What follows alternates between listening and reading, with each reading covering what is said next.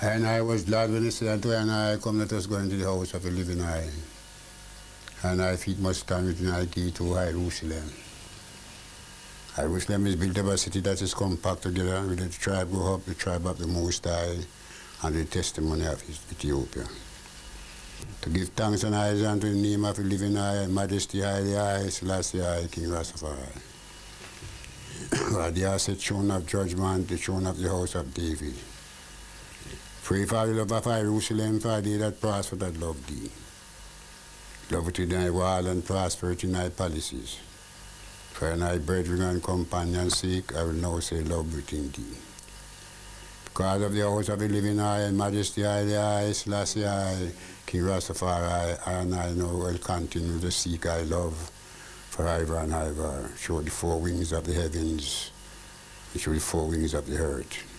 Through our great, mighty, and praiseworthy name, highly high, Selassie I, King Rastafari. And I was glad when I said unto and I come, let us go into the house of the living eye, and thy feet must stand within thy gates, O Jerusalem. Jerusalem is built of a city that's compact together. Behold how good and how pleasant it is for an eye brethren to dwell together in unity. It's like a precious ointment upon the head that went upon the beard, even an eye beard that went up the skirt of thy garment. As the Jew of Herman, Judah sent upon the mount of Zion. For thee the Most High, eternal, immortal, never living, wise, highly high, Selassie I, at commanding blessing, even life forever and ever. So let the word of thy mouth and the meditation of thy heart be freely acceptable in thy sight, O thou Most High, and thy strength and thy Redeemer. They will long live and reign forever and ever. So thy word is a lamp unto thy feet and a light unto thy path. Part of the Almighty's mercy and truth to such that keep his covenant and his testimony. For thy name's sake, O thou Most High, pardon our iniquity and blot out our transgression. So that thine eye can behold thy face in glory, even now, henceforth, and forever, through our great, mighty, and praiseworthy name. Highly high, Selassie I, King Rastafari. And thy supreme majesty, highly high, Selassie I, King Rastafari. Eternally, Holy King of Zion, conquering Lion of the tribe of Judah, highly high, Selassie I, King Rastafari. Live and reign forever and ever. Blessed and I, sanctify and I, and cast the eye with thy divine countenance to continue to shine upon thy eye. And thy eye must be free from all the will of our enemies, both now and forever. Selah. Give thanks, sir. It's the last song. Okay. All right. Thank you for allowing us to do the video and so on. Okay. For the purpose of those who are embarking on Rastafari, can you tell us how the Rastafari movement started? That is a big history, you know. Mm. It's a great portion. March 27. We are that coming out of the tomb where we were buried. Mm. And the glad tiding and our historical foundation by the pirates of the earth was laid down to the deepest depths of the earth. But now since Messiah's return, it come to the surface that every eyes have to behold it. Mm. So our history pertaining to the coming up from, especially in this resurrection, 1930, when His Majesty sit up and really establish His throne to the four wings of the earth and heaven. So, and I've seen from such time, 1930, even up to this time, we have seen a great manifestation of the works of the Father, you know, by bringing I and I together. You know, early days in the 20th century coming up, we had a great prophet by the name of Honorable Marcus Garvey, who enlightened our knowledge, Africa for the African, those at home and those abroad. And that was well appreciated among the black people. And it was a message for us that are in the grave. And that's what part of our first rising, our mind repatriated to Africa. I believe in that time, 3/4 of Jamaica black people will repatriate their mind and their spirit to Africa. And in 1930, His Majesty fulfilled his word as the second event accomplished. Then we have seen the works come before us plainly and very smoothly. Yet we have great tribulation in those fields. We had a brethren that by the name of Bongo Maraj, David Howell, who was in Ethiopia 1930. He was a Jamaican. And then he agreed to get to attend the coronation of His Majesty. And as soon as the coronation was accomplished, he returned to Jamaica. And then he started to plant this seed in the name of Her Majesty I Selassie King Rastafari. And as we have received the advice from our great prophet Marcus Garvey in that early time, say a king shall rise and crown in Africa, and we must lift up our head for our repatriation drawing near. So we have seen that fulfillment. And Bongo Maraj, David Howell, really manifests a great work in the name of His Majesty I Selassie in Jamaica. And that was a great triumphant victory that we have against the enemies. Yes. And from then time coming on, is a great tribulation. Great tribulation. Yeah, I tell you something, so well, thousands of our brethren gone down the drain. As I said, that prophet I waited for died without a sight. You know, and we have seen many of our brethren gone down through Babylon brutality, through you call it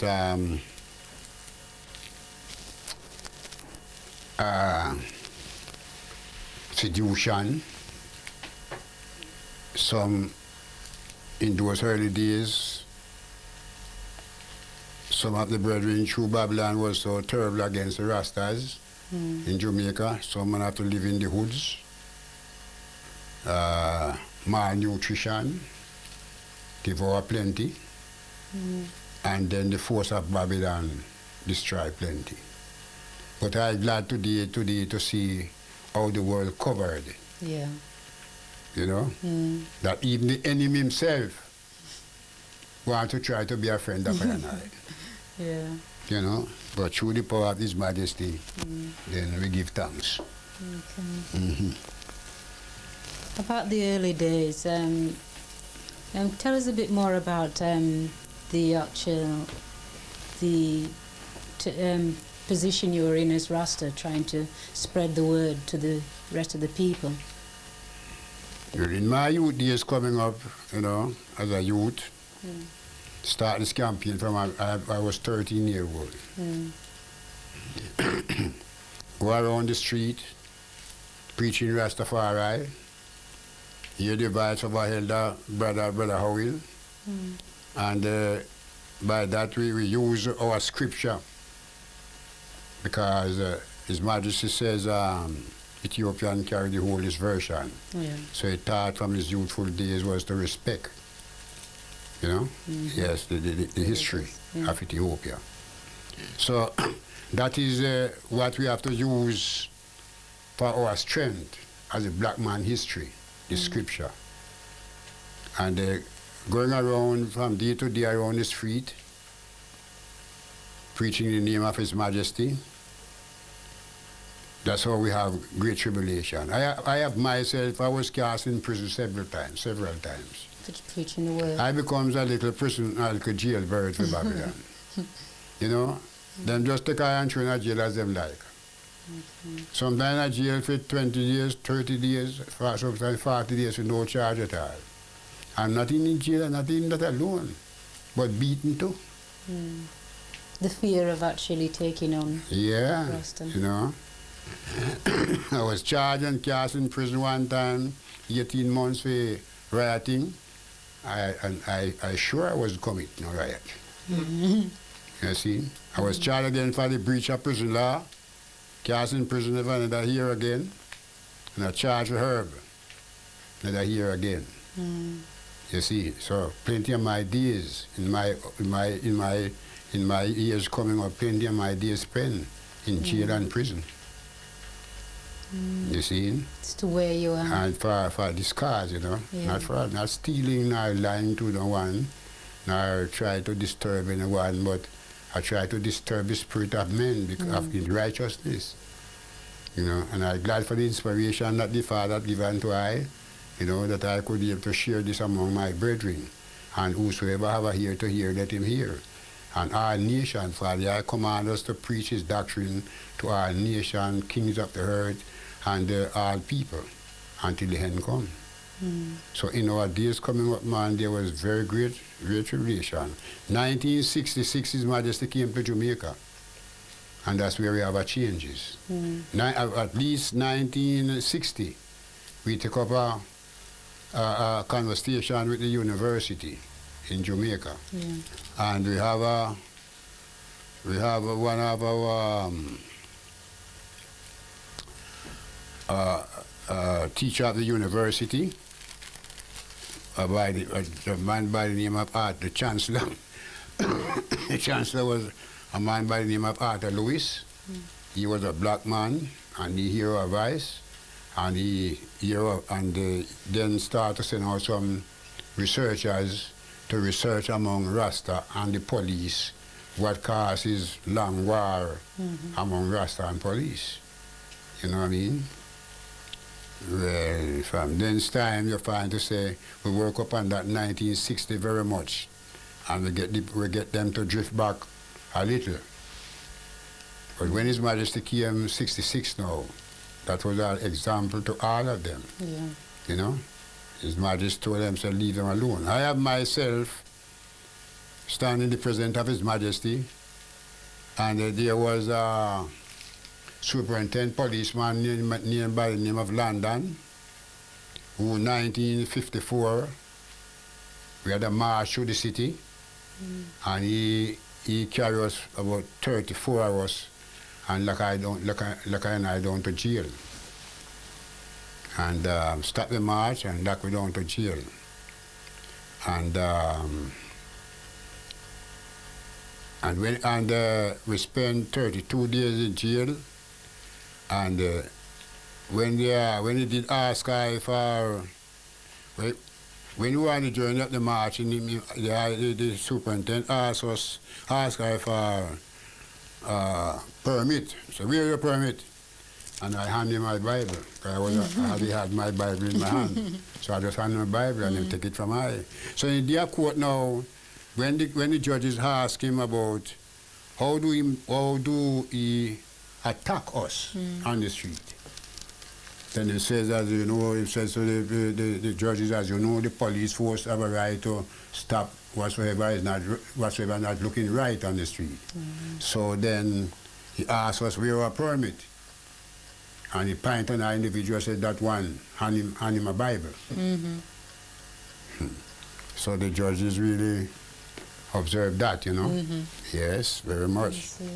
Well, at 1966 now, when His Majesty came, it was a said policeman that His Majesty, after I stand before His Majesty, was looking like I was looking at you, and His Majesty called the said superintendent policeman in Sheraton, we were, and says, ask that man why I'm going Laxatal.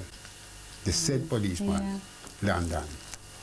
And he came on to I and says, His Majesty said to us, why you go to Laxatal?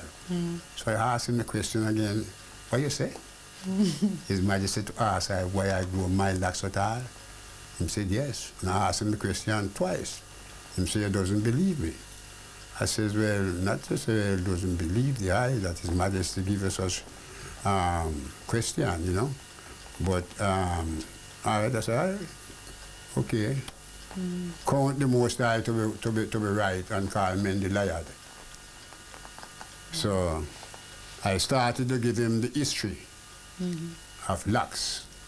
I brought to him first the preceptical order of Hebrews 7. That was my next question. Yeah. Yeah.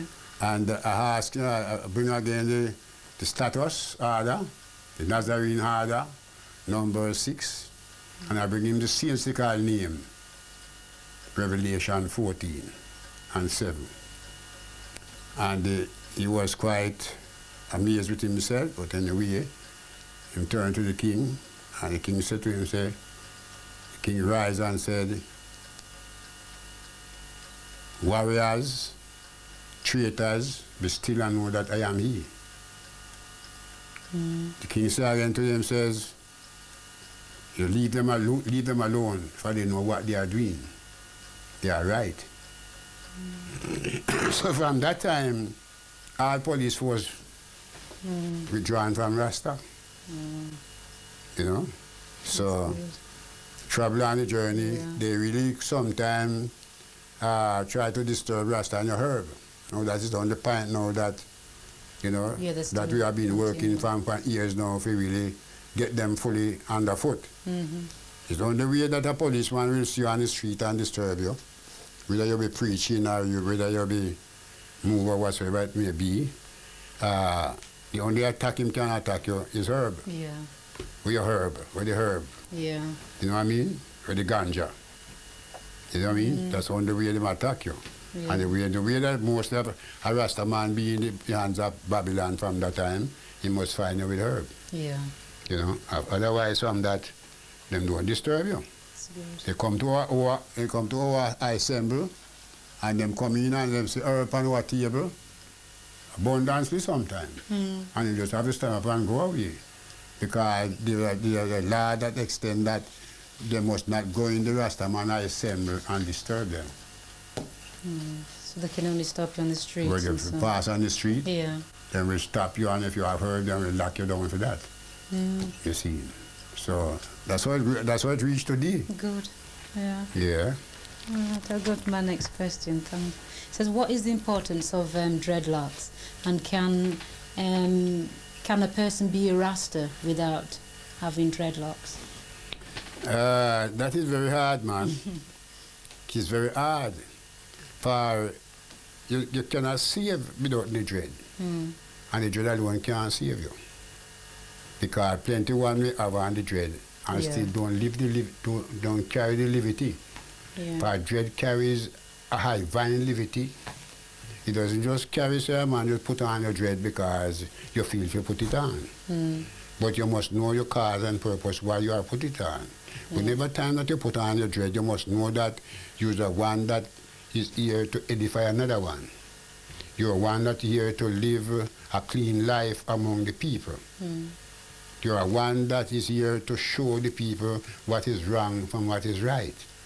So you must always convert your heart or relax itself according to the Psalm 109 teacher, by your precepts you shall make you wiser than your teachers.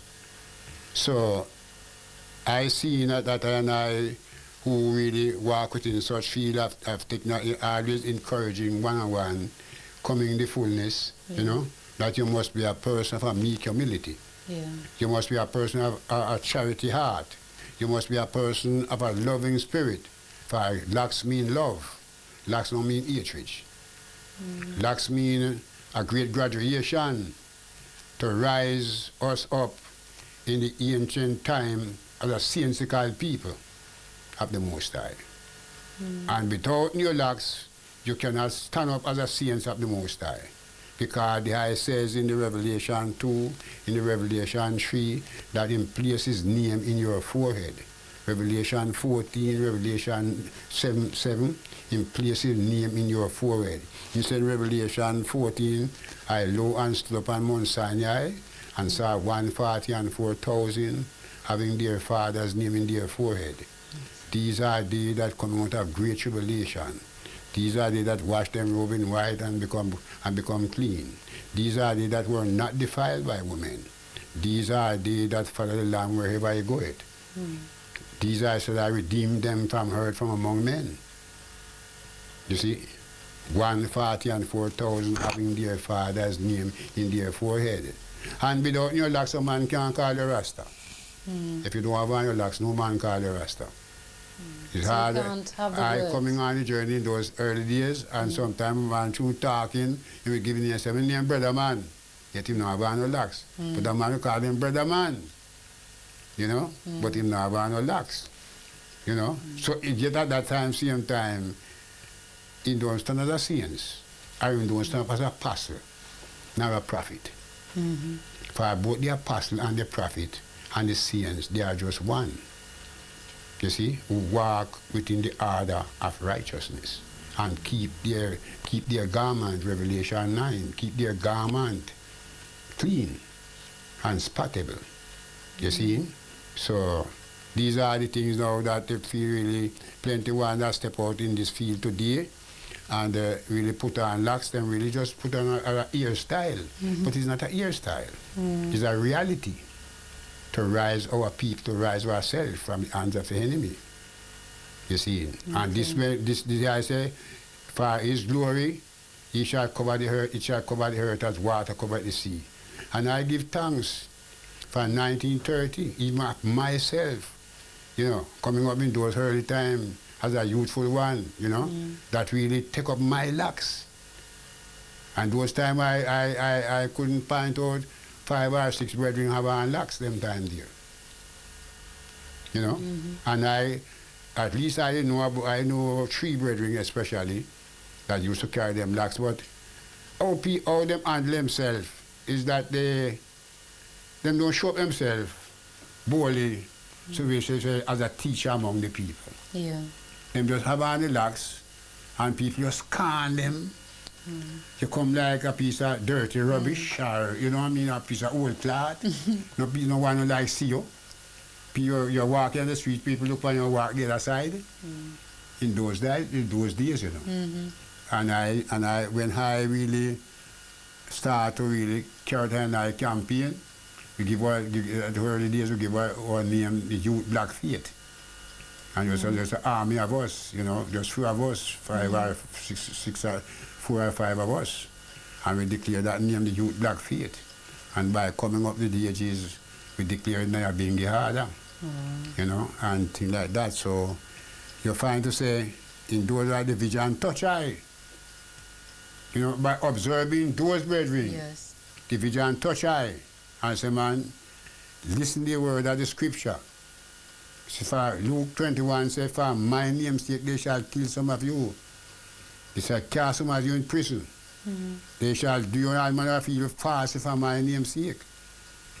You see? And they shall call you all manner of evil, they shall call you criminal for my name's sake. They shall handle you as a wrongdoer. They shall handle you as a wrongdoer. And when I search these matters and going through my scripture and search, I see that the saints of the Most High is really a people, a exiled people, according to the enemy. Come like we are in exile, you know. And I see the value of that. Touching to the history, Ethiopian histories and all those type of things there, when I observe, I see that every patriarch coming through the ages walk in that manner. And that pricked my heart for her, and I start put on my dread. Did you say that, was that at the age of 13, did you say? Huh? When did you start wearing locks? Yeah, man, at an early age, man, 16, 17. Oh, very early. Yeah.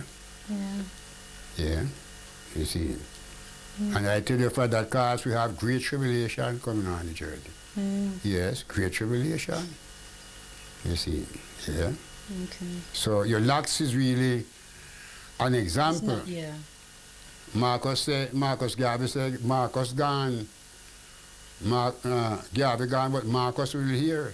So we are the mark man, you can see afar and see the mark man there by the name of the Almighty. And the scripture says, as you see them, so you can say, yes, see one of them there. They say, according to the scripture, Psalms 22, these are they that put their trust in the Almighty and say that the Almighty will save them. You see what I mean? But the enemy say, let him save you.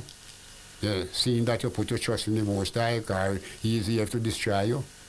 So by the confidential security of the Almighty, we just walk through those streets and spread this good. And today, I give thanks to see that the locks cover the earth. It has. And the children of the enemy today are wearing locks. The children of the enemy wearing locks.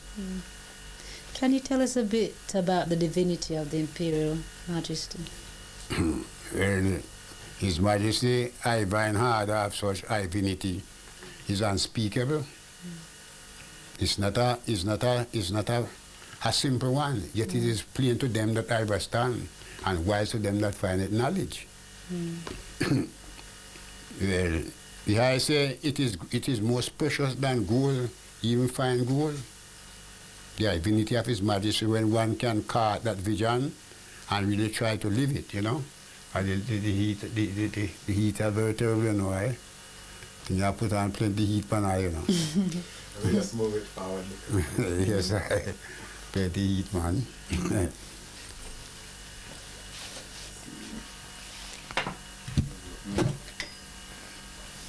that better? Probably I make you drift back a little further in. I could have come up a little more. I stuff it out. It's a little heat, terrible, man.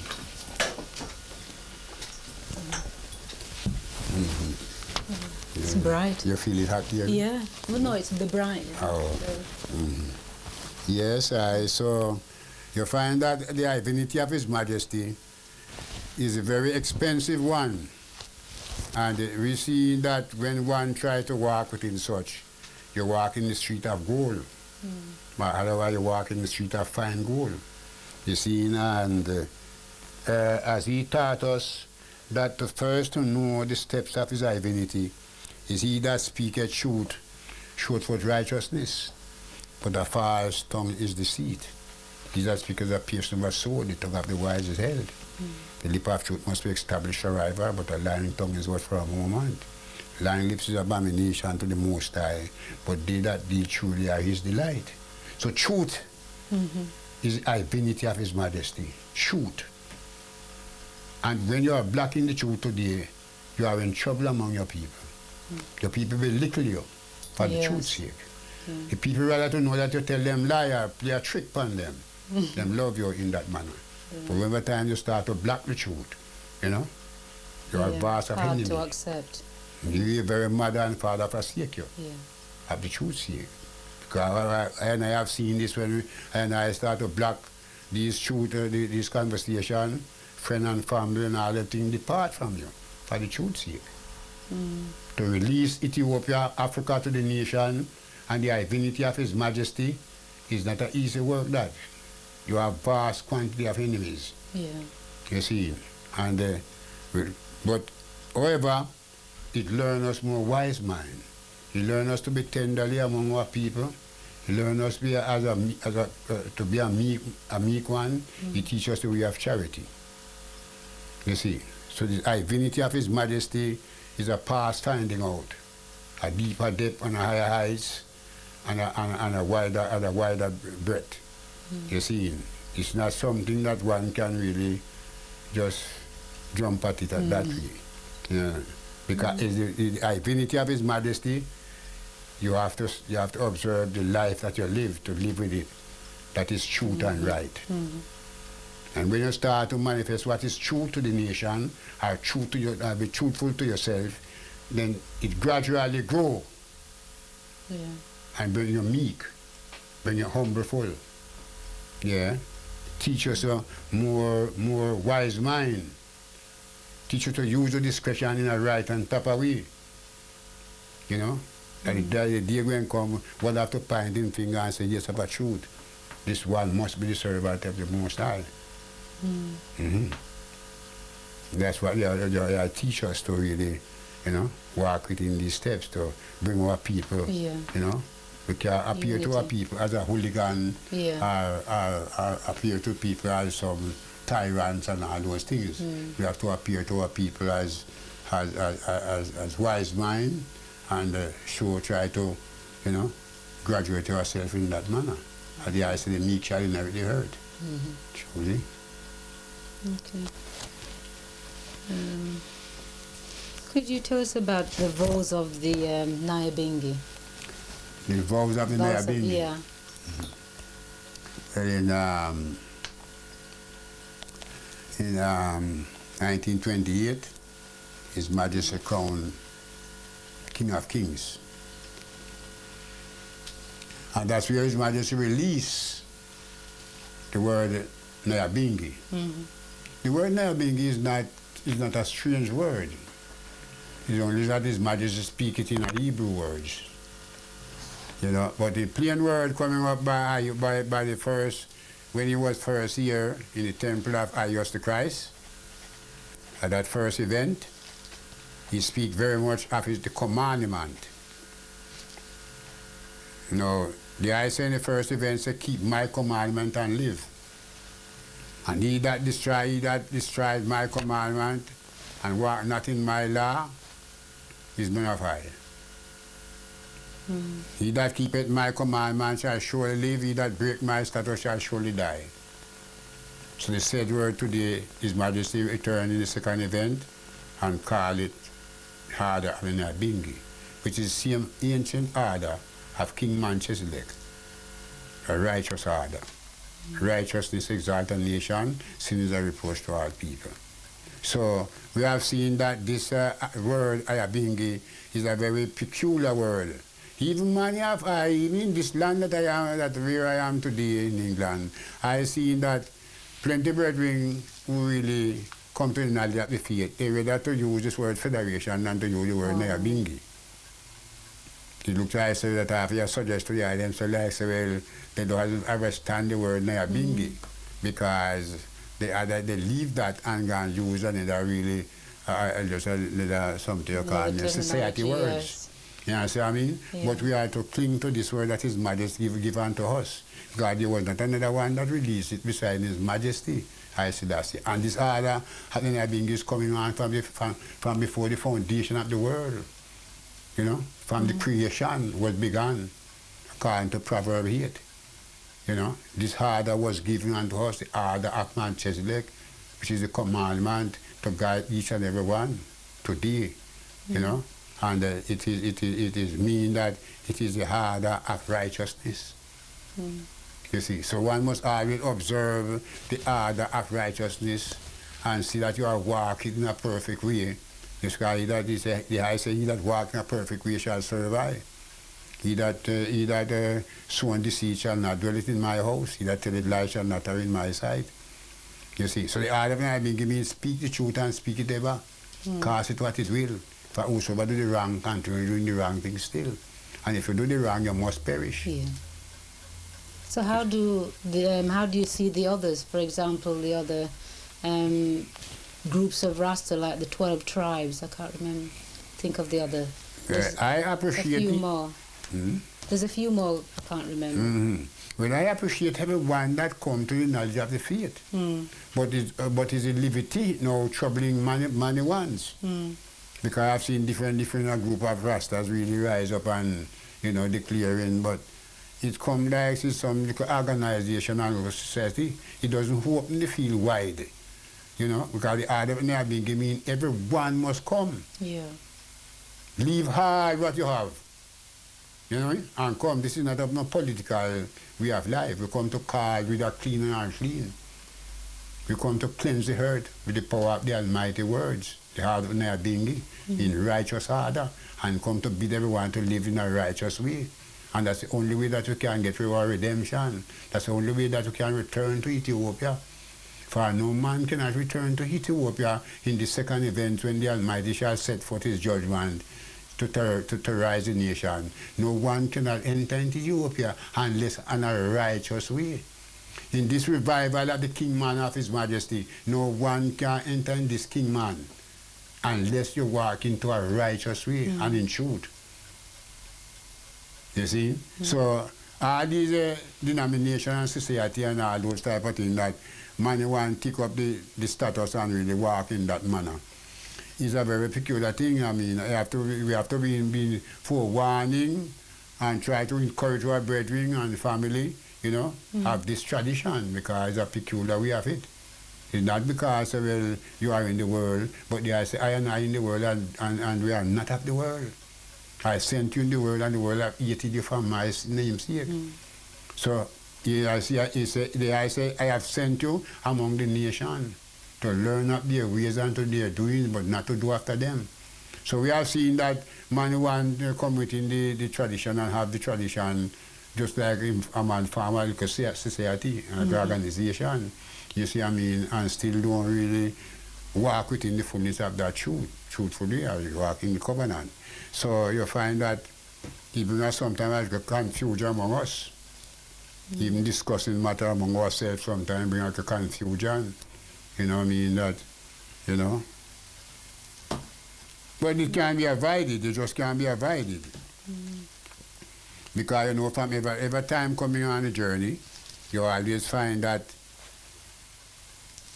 us, our Savior, discussing matter among the scribes and the Pharisees, it brings confusion among them.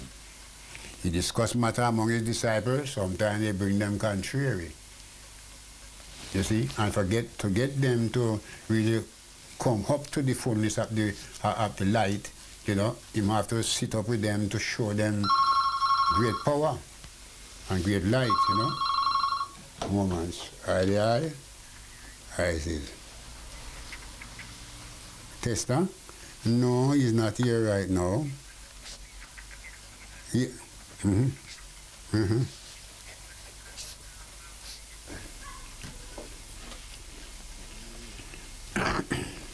Right, where were I?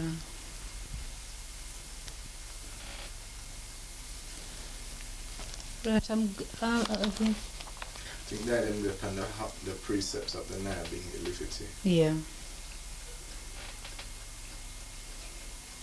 Okay. Did you finish with that? Yeah. Did you finish with that? No. Okay. When it comes on the precept of the Nyahbinghi liberty is that one have to be careful in what you're really doing within the world today.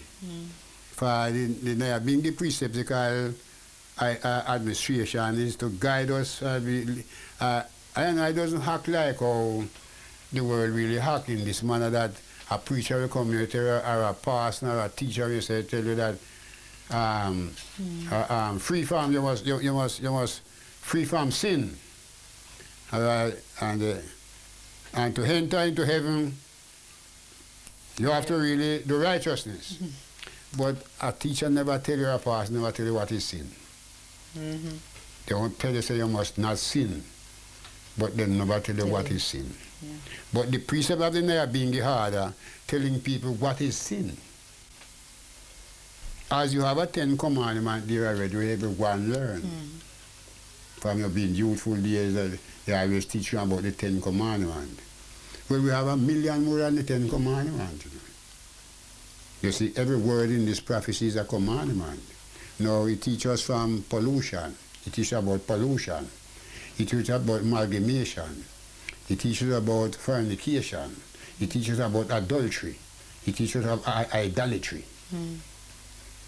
You see, and people leave those aside. Now, the Nyahbinghi order is not a order that can be amalgamated. You cannot mix it with political system. But I say you're polluting the sanctuary of His Majesty, that way you're polluting the world. When you mix it with politics. We have seen that the man rise up today and try to brace people in this manner, and within the political system of Babylon, and try to lead people in that step of a wrong way. We take upon a brethren here that rise up among I in the early stage, Bob Marley. He take it up and put into a reggae. And when you observe the word of reggae, it is not, you know, it means a denial. Yeah, you see. And he went out now from Jamaica and go all over the world administrating reggae.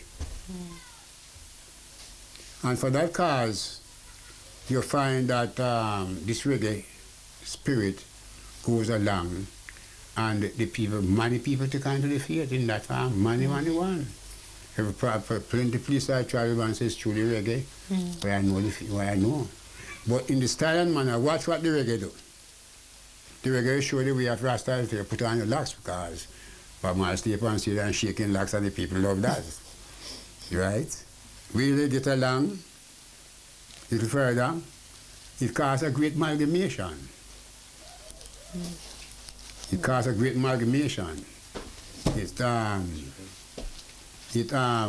bring people really on a part of seduction. People don't come to they don't teach you the reality of the divinity of His Majesty. You're a Rasta man, have on your locks, but you're in the dance hall. You're in the rum bar. You have a white girl with you. That is not of the faith. That is far out of the faith completely. That is called amalgamation, whoredom, you know, and prostitution. You know what I mean? That is far out of the faith. Fornication, it means you must amalgamate, you must take another wife or husband from another nation. And we have seen these things frequently among our brethren, especially among the 12 tribe and the reggae brethren then. Yeah. You see? Yeah. Yeah. So that's a type of pollution of the faith. A compulsory outside business that. You still have the people showing the people a light of the dread. Yeah. But what about the cleanliness of life that you are to live? The eye says in Ephesians 6:5, he says, when one becomes a saint of the Most High, you must free from pollution, fornication, and adultery. We are seeing that I know you that this brethren is your husband. Yet I will come and try force myself just to get you through the lust of the flesh. That is bad life, and we have seen this life. Brethren, this daughter among this brethren 2 days, and left this brethren and gone to that daughter. This daughter left this brethren and gone to this daughter. Bad life are living. Yeah, I say we must not cover our brother wife nakedness. We must not cover our father's wife nakedness. We must not lay with our brother's wife. We must not lay with our father's wife. You see? So when I look up in the whole thing, we see these things that are amalgamated things and mixed down business. So these are the purity now that Nyahbinghi carries to purify these things. You know? Yeah. To find yourself live with other nation. That's amalgamation. Yeah. It's a mixed multitude you bring up on the field. That's what the enemy do unto us. By raping down Ethiopia, rape off our daughters, you understand me? And bring up and bring a crossbreed type of people. Those are the giants that rise up among I and I. They're more cruel and wickeder than the white man himself. Then rule with a, then get in position, then rule with a iron hand because they're not a nationality. Yeah. Them neither east, west, nor north or south. They have nowhere to go. And in the resurrection, and in the kingman, setting up the kingman of the saints, they cannot be called as saints of the Most High. The saints of the Most High are supposed to be royal people. Royal people. If you are a pair of white people, is a royal people, and a pair of black people is royal people. So you have to heed that behind. But when you come within the mixture now, that's a middle person, you're not no use. They are saying, when spew you out of the land. You're not no use in the kingdom. You can't minister the kingdom. You can't minister righteousness. For what you going to tell the people, say? Yeah. You know?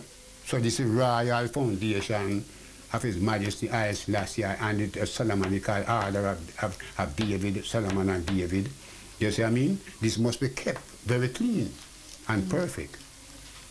You see? So that I and I can show the world the example in the which way the Nyahbinghi order come to cleanse and to cast out evil forces and to build ourselves international foundation as we were before from ancient time.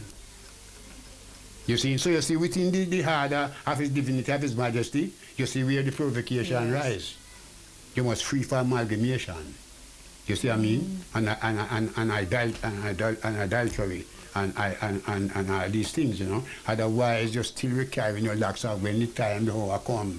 You know what I mean? You just can't enter in. Because yes, you defile the covenant and pollute my name on the journey. So, what is your works? And I promise to pay every man according to your works, you know. You see? So this is the foundation that we have today, that we have to face. And I think to cleanse our people from secret faults and keep back ourselves from presumptuous sin. So that in the days of the great transition, we may have the opportunity to stand before the Most High. Blameless, Daniel, our brethren, Daniel, our father, and say, was blameless and spotless before the presence of the Father. You see, so these are the foundation that we have to really tread upon. Greater understanding of Nyahbinghi. Truly, that's hard of Nyahbinghi. Yeah. Yes, and you must not try to tell no lie. Yeah. You know what I mean? Yeah, these are, and you must not steal. And you mustn't try to steal from your brother. And you mustn't take the faith and make a commercial living. Yeah. You know what I mean? Yes. For anyone of doing these things, very terrible. If you want to know these things, you go in Ezekiel 37. You'll find that man, you come and take the faith and make a commercial living. Man, and that himself, and merchants. Ezekiel, he make a merchants of the faith. Yeah. Like the merchants going and Ethiopia and rape down Ethiopia. Now you come instead of live for the people, you take the word of the Almighty and make a big merchant.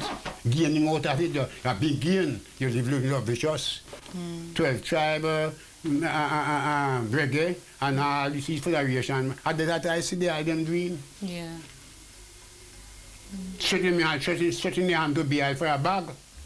Through the faith, through the name and through the word. They're still stretching their hand to Baal for a bag. And running down Baal for him bag. Again. You can't take a faith make a gain, man. You see, it is not to make a gain by it. You come to rise your people. That's why the Father gives you inspiration to edify your people, to show the people the wrong from the right. But today, one man may come now, you call a big bands of music and make a big dance. You understand me? And you go achieve and put in your pocket. The people still live in dormancy because they don't get no guideline. The run bar is still open. The whole house is still open. You know what I mean? You go dance with them home and you drink and eat with them the wine. Same uncleanness. Same uncleanness. Same Babylonian life. But the saints of the Most High are separated people. They said to Moses, go tell my people, be separated from among them. So we are separated people. We are not a people in the world that mix up with other people's affairs. We doesn't pollute ourselves in this uncleanness. That's the heart of Nyahbinghi. So plenty man count it to be too strict. And refuse to leave it, get him around the head. You see? So these are the things that stand before us today. You see? That the man who within the Nyahbinghi faith, with that high termination, you have a great tribulation even among your brethren, you have tribulation among the one who have on locks, then you have tribulation more than what you have among the people who don't have on locks. For the people who don't have on locks, prepare to hear you. You understand me? But the man who have on locks, him come as a contrarian. Him contradict what you are saying biblically. Because what? Him gone and a polluted way already. And when the truth reaches him, he bring a stubble in his heart. These are the quality of things that Nyahbinghi that carries. So that, you know, is the king divinity life, you know, the divinity of his majesty. I must have to walk within that faithfulness to redeem the people, to redeem ourselves.